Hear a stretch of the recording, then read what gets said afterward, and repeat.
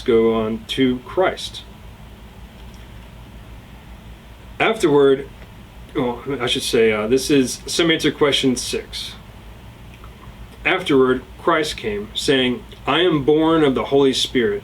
Though it is now easy for the Christians to believe this assertion, at that time it was very difficult. According to the text of the Gospel, the Pharisees said, Is not this the son of Joseph of Nazareth, whom we know?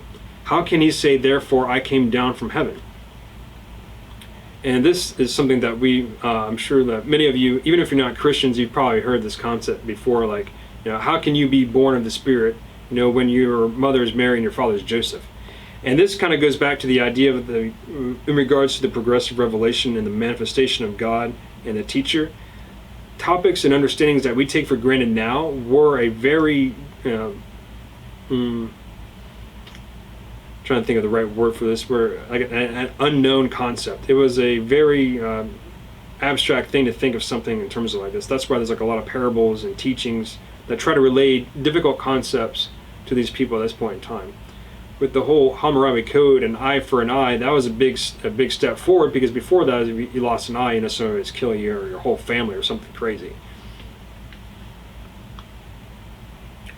Briefly, this man, who apparently, and in the eyes of all, was lowly, arose with such great power that he abolished a religion that had lasted 1,500 years, at a time when the slightest deviation from it exposed the offender to danger or to death.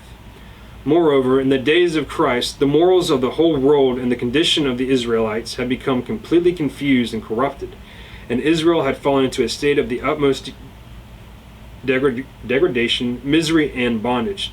At one time, they had been taken captive by the Chaldeans and Persians. At another time, they were reduced to slavery to the Assyrians.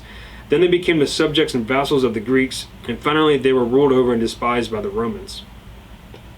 So you can see, like, probably from the beginning of the Israelites' ascension towards their empire and their progress and their prosperity, it went cyclical. They were debased and lows. They were brought up. They were elevated high. They kind of plateaued. Then they declined. It's a cyclical nature, and it'll always be that way.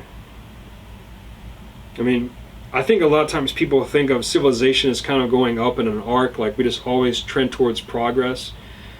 I think that's true to an extent. Time marches on, and people, as Mark Twain said, history doesn't rhyme, but it repeats itself.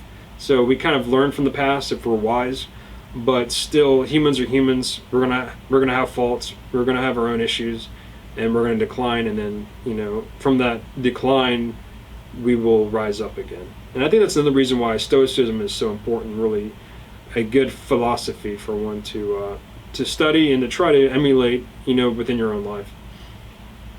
Amor fati, as the saying would go.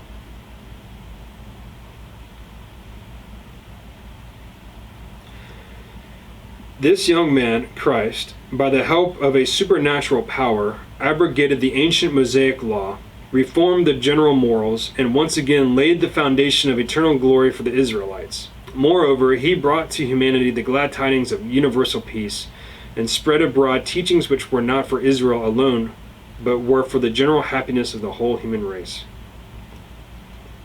Those who first strove to do away with him were the Israelites, his own kindred. To all outward appearances they overcame him and brought him into direct distress. At last they crowned him with the crown of thorns and crucified him.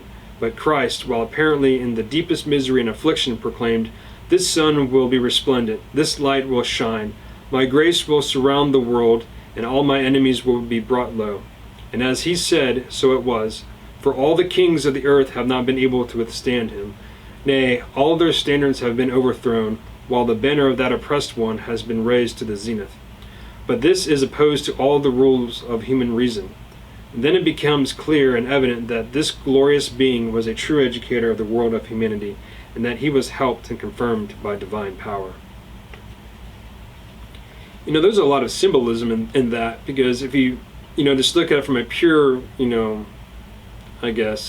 linear fashion, well, how did Christ overcome, his rulers? Like, he was crucified, he was killed on the cross, but his message endured, and he was able to live on. And today people know about Christ and his teachings and his divine guidance for humanity. You know, pretty much every country I think on the planet has Christians, or at least one point in time was Christian in many respects. Whereas those individuals that ruled over him, they did not endure in terms of what they believed to be right and correct. And I think this kind of goes back to try to illustrate that key concept that though Christ was born of a low status, his influence was, immeasurable, especially for that point in time. Since these have been kind of short, this one on Muhammad is pretty long, so I'm going to go ahead and I'll wait until do that one for another video.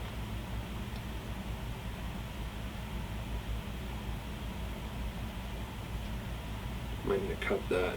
So this is 7.